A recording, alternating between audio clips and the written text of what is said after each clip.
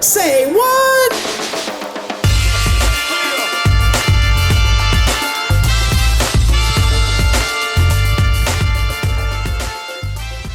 Hello and welcome back. It's time for Say What, where we hear from those connected to the industry about what's going on in our world of electrical apprenticeship. And this, of course, includes those topics that you are suggesting to us. So don't forget to keep those coming.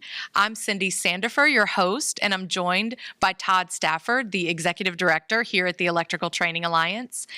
We are at the end of 2021 and thought that makes it a great time to look back over this year and also check ahead at what's coming and what we're excited about. And to do that, we thought it was appropriate not only to have Todd with us, but to grab Mark Sorella, our Director of Operations, and Greg Greiner, our Managing Director, and have them join us to help with this conversation. Well, thank you all for being here. Okay, but before we get into this, I have to publicly thank Mark and Greg for the work you do on the podcast. And of course, Ben's always behind the scenes, so we'll have to get him on here one day.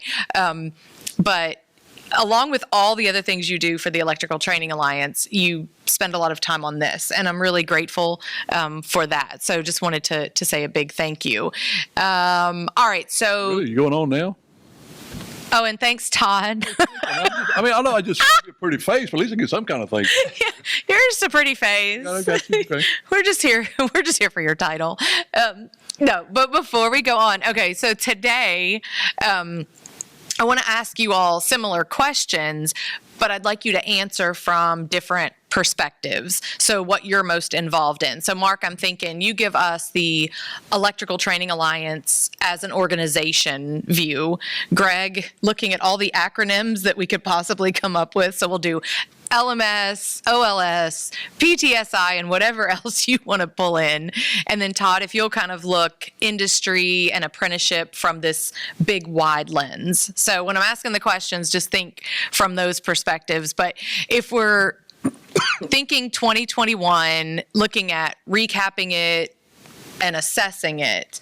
So let's go with biggest challenge of 2021, greatest success that we had. Todd, I'll start with you. So big, wide apprenticeship industry lens. Well, that's pretty easy on the biggest challenge. And how do you cope with a pandemic in the middle of trying to teach a face-to-face apprenticeship program? How do you provide resources and tools for instructors to be able to do just that and adapting what we build to allow a different model just overnight to actually practically have to happen, which is pretty exciting and challenging, and is continuous. I mean, it's not going away anytime soon because there's going to be different pockets we got to still handle. But that's the biggest challenge by far we had.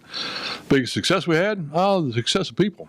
As we succeed in our industry, as people grow, and we see people graduate our programs, as well as internal Electrical Training Alliance, what we build, and still able to maintain production. Actually, our production actually went up during this pandemic, believe it or not. Most people went down, but we actually went up, so which is outstanding, what way we were able to handle and shift and do the work we do. It's all pretty exciting. Yeah. And it's funny because we're talking about 2021, but it's like, it's not like December 31st, 2020, things, oh, okay, well, we'll start a new year, and all of a sudden the pandemic's gone and all the problems are gone. It's like, no, they just crept right into and kept flowing. 31st, we're starting over. No. No, you're talking about this year. I guess I meant 2020. Yeah. I said 2021. But yeah, 2021 still had all the... Still 31st this year, we're doing it all over too. I mean, I refuse to have this year over again. Okay. Start over. So there you have it. We are done. Mark, what are you thinking as far as the Electrical Training Alliance? Biggest challenge, greatest success of 2021?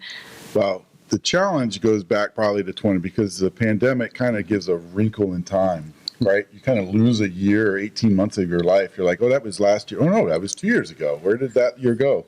Right? So it's hard to separate that because it's a blur. But to kind of echo that, the pandemic really, as an organization, how do you handle, a couple things? One, for months, everything's shut down. There's no money coming in.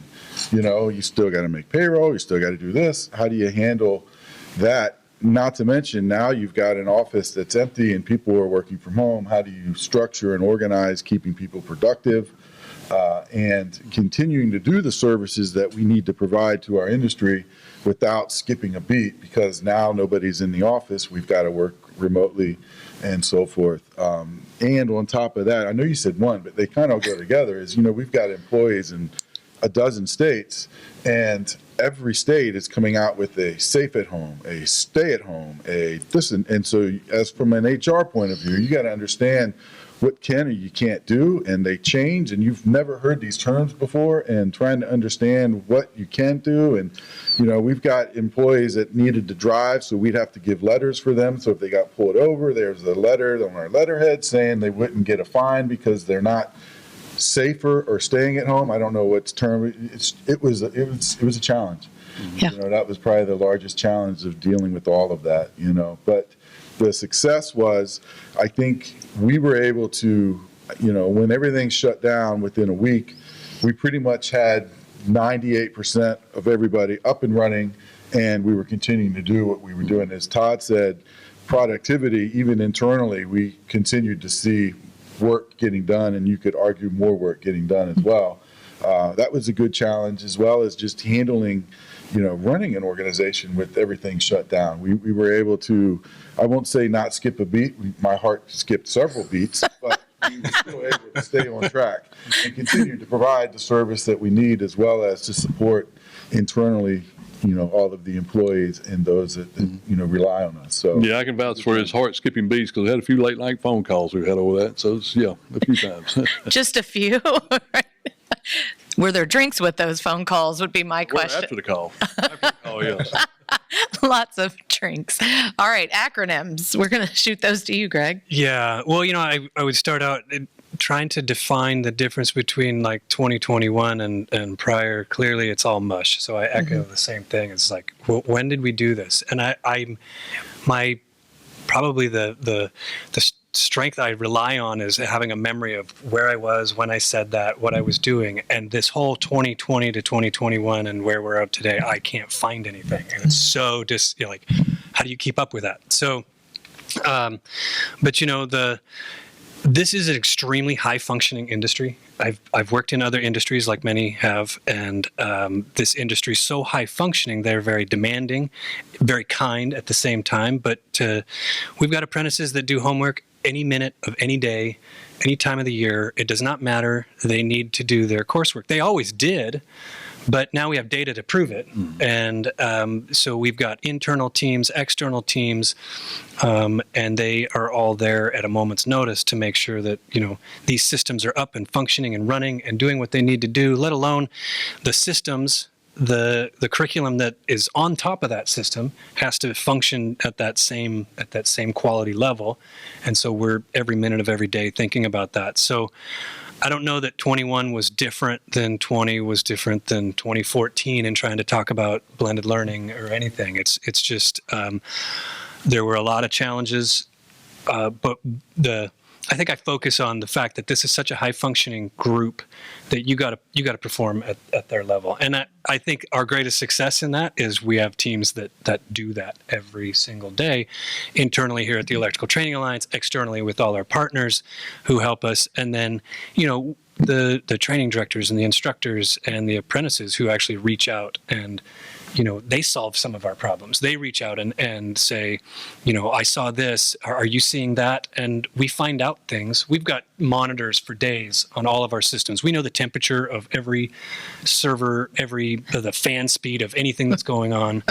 But yet, there's sometimes when I've had an apprentice submit a ticket and we end up like, all of a sudden, we've got a team of 30 people dealing with this one little comment that turned into a save for the entire industry because we caught that issue's gone, and we move forward. So all those acronyms, they happen because there's just a lot of group that works together to meet the need, and that's been a pretty big success. Yeah, the teamwork. I love that. That's where the success comes in. Removing my login credentials to the TMS also helps, because I was always breaking things. That's a fact. There was always the mark. Limited access does help, right? We have to mark proof thing. That's actually one of the things on our zombie apocalypse team that we mark proof. there's just a sticky note on everything, like Mark. Like just, Greg, I hit enter 12 times in a row. Didn't that work? Users. Users of online. I mean, we're all users of online systems. Yeah. We are all, and we all get mad at our little thing. And why doesn't it do it the way I wanted it to do it, the way I thought it was designed to do it? We're all of that, and it's amazing some of the things we have encountered. That whole concept of I've pressed enter that many times. It's our testing team will go through and load something, kill something, load something, kill something, load it on another browser, load it on another operating system, load it on another thing, load it, kill it, load it. And then they're like, see, that's how you create the bug. And we're like, so we got to fix that? How do you fix? So we got to try to replicate that. And so then there's this whole list of where you have to load, kill, other operating system. And if you go through that whole process, like sure as heck, you can make that happen again. We got to code against it. What was that again? I know, right? Like, hold on, I wasn't taking notes. I'm surprised you don't have a little app that pops up when somebody does hit the enter, 10 times in a row. Say, wait a minute, the definition of insanity. It didn't work the first time. It didn't work the second time. What are you doing? At some point. It pops up and tells you, what are you doing? Right. The spinny wheel of death. We try to avoid giving them the spinny wheel of death. But if that thing is spinning, it is working. Right. It is going through a process, and it is working. Give it just a second. We won't talk about ID 10T errors and here's your sign moments. And Mark, let's get out of that.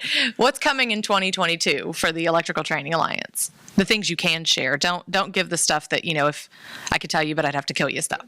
No, I think it's exciting because one of the things that came out of all this is the ability to do podcasts like this and to stream and record. So we're, building assets to be able to take some of our training out on the road and allow people that aren't comfortable or just can't make it to the training to be able to participate. And we're even looking at not just being able to watch it, but to participate in some of those trainings as well.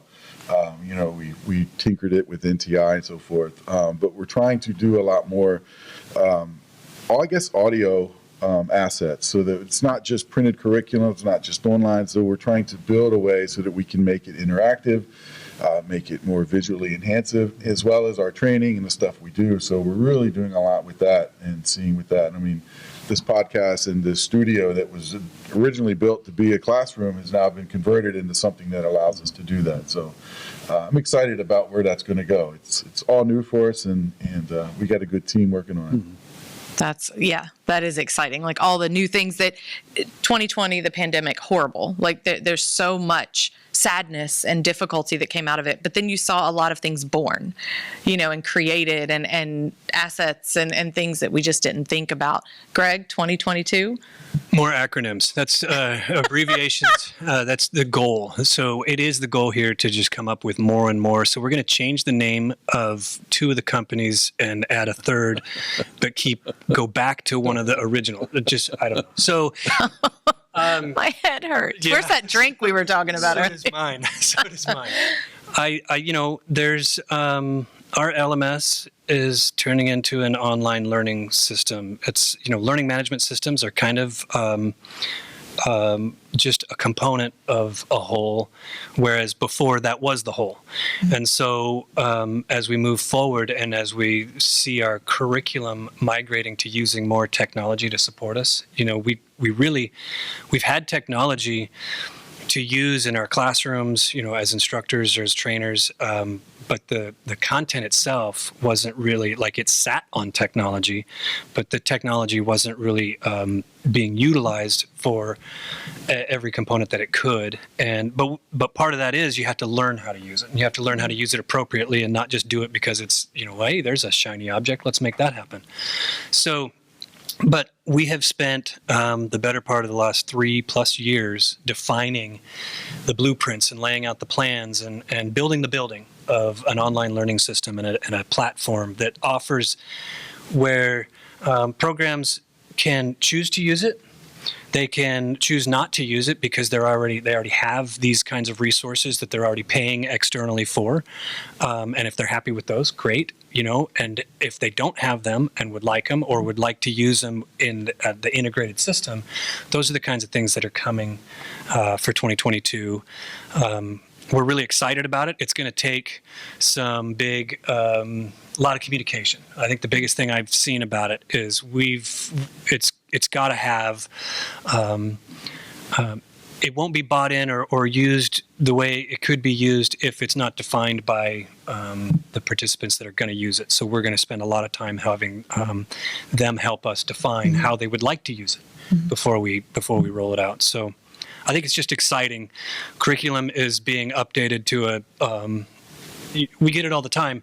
Is anybody else doing that? Should you be pushing that far? Is anybody else? Well, they all want to do that. That's the deal. And we're the electrical industry, and we're the leaders, so we're going to be on some levels the first to do it. Right. On many levels, we're followers, but I think 2022 is going to be pretty fun with the stuff that's going to roll out.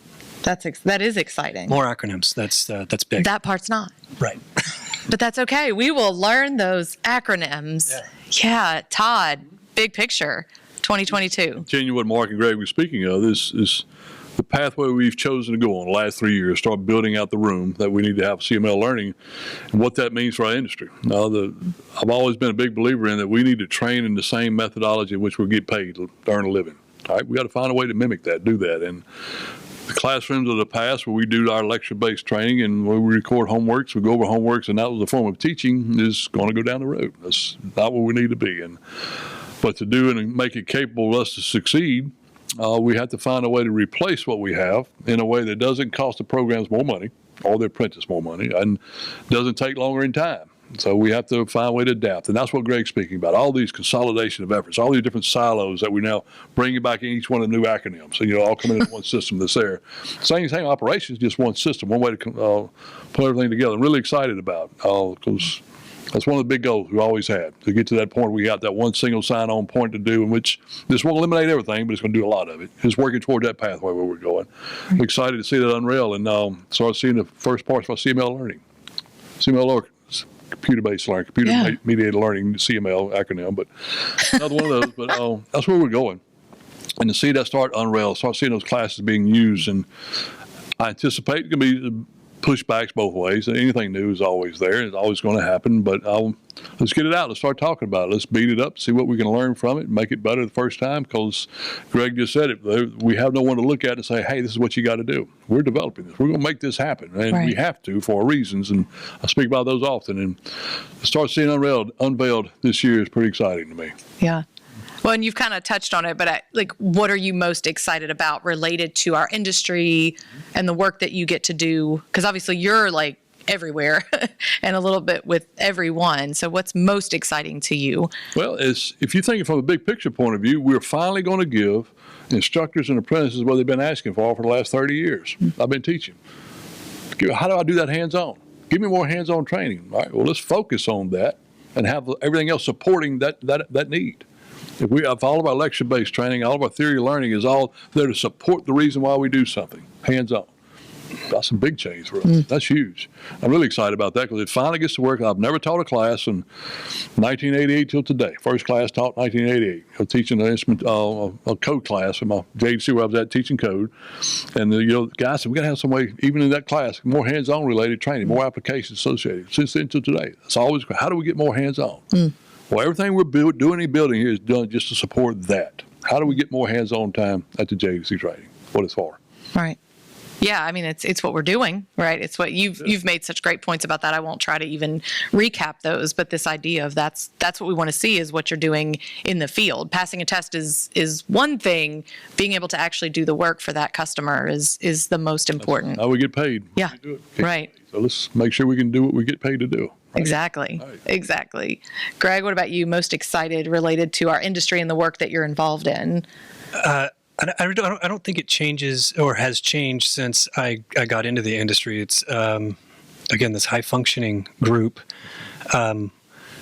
teaching, training, when people get it, whether you were one little cog in that or a bigger cog in that or anything, whether it's somebody you're working with to build a project, learning myself, as we build projects, seeing it in communications with apprentices and with instructors and with training directors. Like that's the best part of it, is that you get to still see that light bulb come on no matter what part. So it's probably in every industry, when you're working with groups of people, you're learning and they're learning. And I think that's the best part of this industry, because it's just, it's always growth.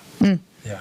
Right. The growth, the constant, continuous growth. Great. We get pushback for that too. And he's exactly right. Our industry always changing, always growing, and we get pushback for it. But at the same time, we tell graduates, apprentices, journeymen in our industry, well, you always need to stay up to date with training. Always come back and continue training, because our industry changes. Well, the methodology we usually change as well. So, I mean, we can't say one group's got to do it. We can't. That's why the model in our apprenticeship training model, it'll always be changed. It's never going to remain the same. That's what we want to go back to. Let's go back to that 3-ring binder we had, where it didn't change for 5 years.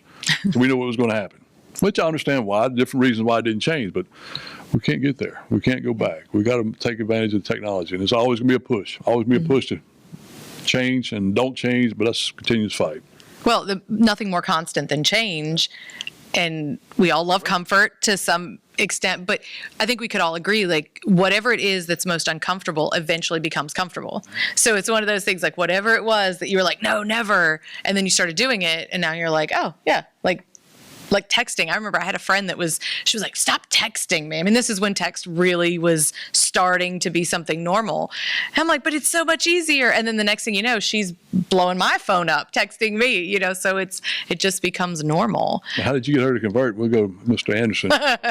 We're not dropping names here, but if you're listening, if you're listening, we're going to get him a text. When someone texts you, don't call them. Text them back.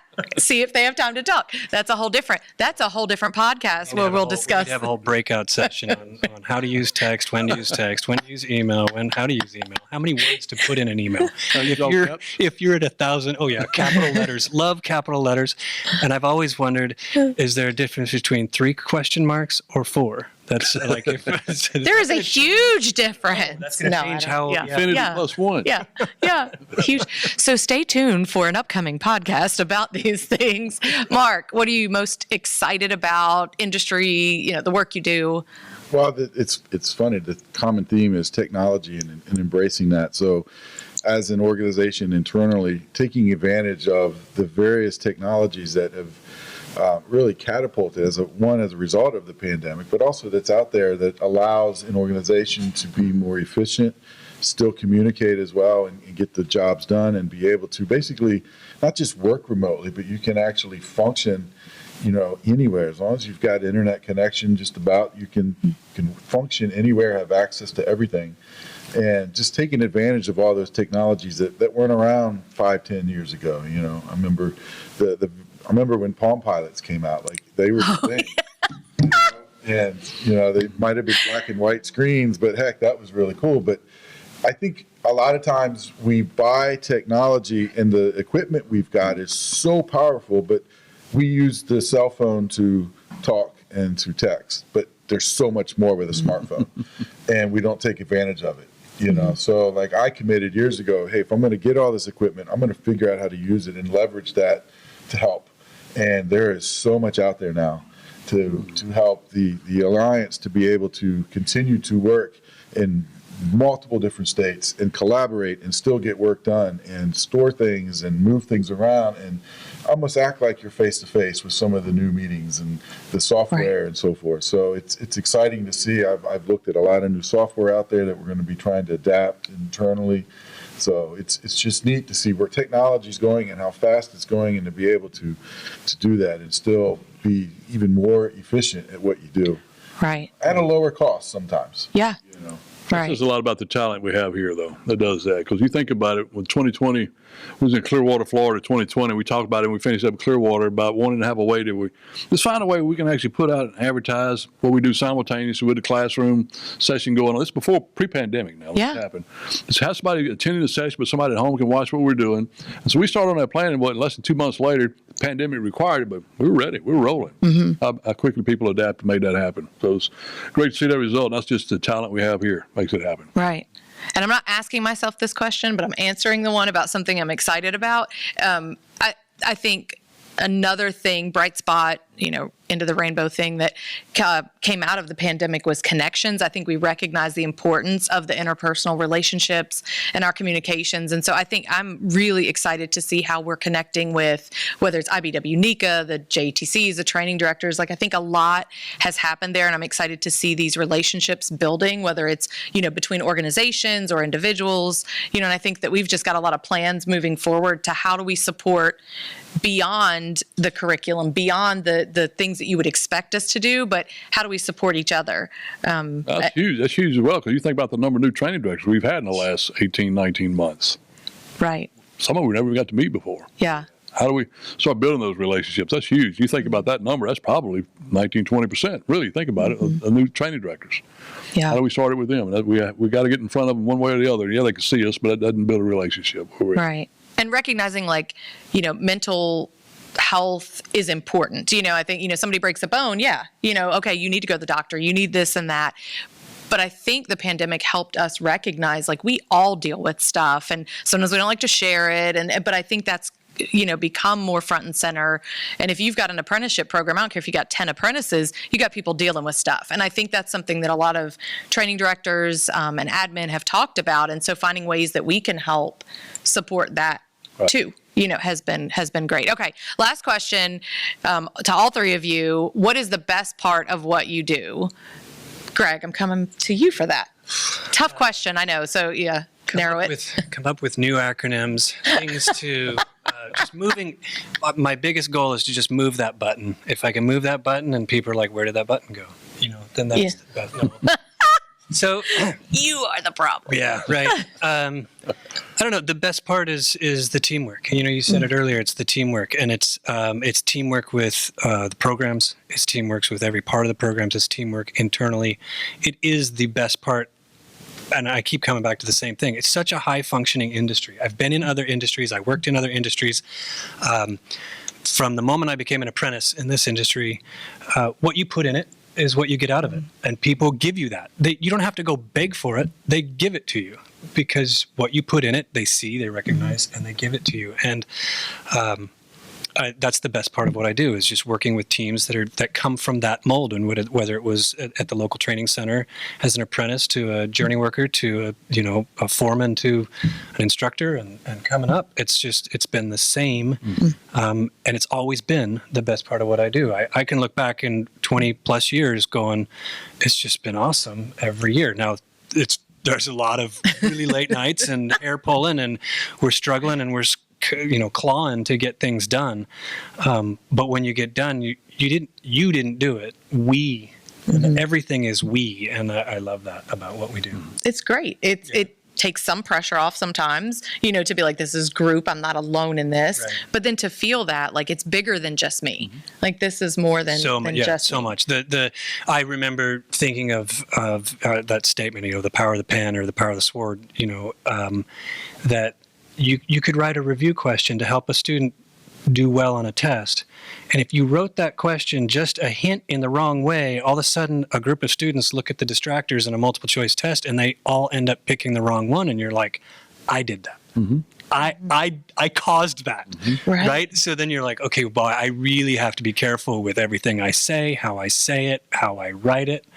And it's because this group, so working with teams, working that hard to be that good for the industry is great. It actually is great. It is, and it makes you better. It's this beautiful little thing that happens. Mark, best part of what you do, breaking things. I think it's the same thing. I think it's the relationships that we've got here, both internally and in the industry. But there's no other place I've worked where you can be in a meeting and I can tell Greg, no, you're wrong, and this is why, and we will all disagree, but we realize everybody's wrong. We come up with a new solution, and there's no we're a team, and you have that family style of relationship that you can do that with, and it's fun. I mean, if everybody agreed, then somebody's not necessary, right? You need that there's different viewpoints, and it's just fun. And every day is different. You think you solved something, and somebody comes, "Wow, we didn't see this," and you get the teams back together. You just start talking, and then when you get out in the industry, people you haven't seen in a long time, it's like you haven't. It's like you just saw them last week. The relationships pick back up, and it's fun. It's all the relationships. I mean, that's what we do is important. We're training to save lives and to make people's lives better, but it comes down to the relationships that make that happen, and that's what's fun and special. And it'd be hard to see that anyplace else. This is a really great, fun place to work and a good industry. Right. Yeah, I love that. We can say what we need to say. So you're free to speak, free to disagree.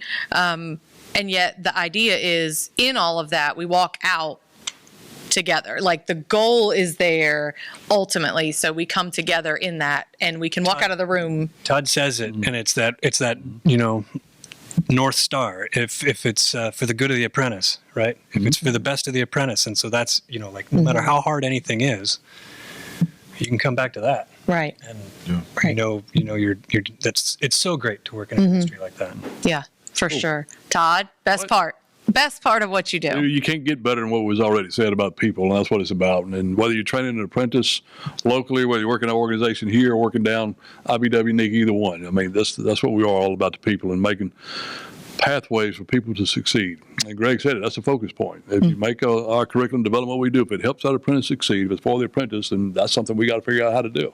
That's what it is. It makes it easy. Do we have discussions, arguments back? Yeah, those happen, but that's just people. We're going to have that too. Right. But understanding our focus point is what's critical. We have to keep that focus point in mind, and we got a great team that does it. That's the best part to me. All about the people that's here, the people we work with outside, the graduates, the apprentice that topped out, 5 or 6 years ago, coming back wanting to be an instructor now because of what they learned that we taught them 5 or 6 years ago, coming back or before when that happens. So that's all exciting to me. They're back to help somebody. They recognize the need. Right. I thought your answer was supposed to be the best part of what you do is Mark, Greg, and I, but I accept the answer. All people. I accept that answer too. It's okay. It's the fact that we can treat everybody the same. There is of course, I'm always hung up on issues about, giving people descriptions of what I want them to do, where they go. That's not what I do. No, I don't want to be that way, because you do that, people get siloed in their thinking. That's my job. What I do, take care of this, is not what I want. I leave it vague. I always work as a team. Let's figure it out. Right. Make that happen where it goes. And even to the point where I told Dee, sorry, Dee, bring your name up. You want you to hear this. We are dropping names. You treat me like everybody else. Well, she does. Yeah. Yeah. My expense report gets this back several times. If put this dot over here, you forgot the T cross here. She gets it right. Yeah. It's just Right. the way I'd rather have it. I'd rather have it that way, which is good. Yeah. Well, you let us soar, Todd. I'll drop that. I mean, you do. You give us all room to grow and be who we're supposed to be. So we thank you for that. Well, guys, I hate to tell you, but you're not done, because then we got to do some behind the scenes work on the podcast. But I do thank you for your time here, actually being a guest instead of just behind the scenes. But thank you all so much for talking about what's gone on in 2021 and where we're headed in 2022, and looking forward to it. So thank you again. You forgetting about me again? What? You thank them? Oh, thank you, Todd. So, Todd, closing thoughts on the episode? Well, if anything else, is reinforcing where we want to go. I see the mission, what we have, and Greg and Mark pretty much outlined exactly what we are as a company, what we believe, where we're trying to go, and seeing the excitement they have behind it, which gets everybody else excited, because it's driving a lot of teamwork in that area, which is, they just said that. And that's what's exciting to me. That's where I want to be, where I want to grow. Right. I love, to me, it was so cool listening to all three of you that the challenges seem to also be the success. And I thought that was really interesting to see how we took the challenges, we, the industry, we, the Electrical Training Alliance, we, whoever, and made that a success. That's the exciting part, right? That's the exciting part. When you reach that level of growth and teamwork, and that's what that is. Yes. It's happening. Employees, not me, you, whoever. I mean, it's everybody as a group that makes that happen. And challenges no longer become challenges. They become ways you can grow. The saying goes, what is it? Not challenge, but opportunity. Yeah, but everything's an opportunity. But that challenge is no longer a challenge. It's just another step along the way. And you can get better as a result. Yeah. And then the teamwork, back to that, and then thinking about the mission, recognizing that when we do stuff, and not to say it's always perfect, but when we do stuff, there is a goal, there is that mission, and we're going to keep trudging forward with it. And I think About the that's apprentice, exactly yeah. right. That's the focus point. That's Yeah. what we do. And that apprentice that graduates tomorrow or next year or from that cohort starts this year, 5 years, going to top out the inside program or the outside, wherever they may go. If that person is better off when they left because of what we decided to do today, tomorrow, then that's the progress where we go. That's Then an we've easy done- question to answer. Does it cost? Yeah, it costs. This whole conversion routine we got is tremendously expensive, and it's not so much in dollars. Yes, Martin's right. It's dollars. It's expensive. I can see that as well, but it's the people cost. It's people cost as well. I mean, it's a lot of hard, heavy lifting work that a lot of our people are doing here, and I worry about them because it's a lot of work there that we ask them to do and develop on their own and figure out an answer to a question they weren't even know was going to be a question 2 days ago. You know, and we still have to do that. And the teamwork is definitely one way to make that happen. And a lot of input in a lot of ways. For sure. Well, before I thank Mark and Greg, I'm going to thank Todd so I don't get busted again for that. Thanks, Todd, for all that you do. And thank you so much, Greg and Mark, not only for being a part of this episode today, but for all that you do in all of the different facets of your job, so much of it behind the scenes that people don't know. And trust me, everybody, it is a lot, a whole lot. Big thanks to you, the listeners, for taking time to join us. Remember that we want to hear from you. So if you have topics that you want us to cover, just send me an email at saywhat@electricaltrainingalliance.org. Our next episode will be in January, where we get a chance to hear from some folks who attended the Fall Regional Seminar in Vegas. So that's going to be fun. Until then, stay connected with us through our newsletters, blog posts, social media. Subscribe to the podcast. Tell somebody about it. We are wishing everyone a very happy holiday season and a happy new year. Stay powered up, and we will see you next time.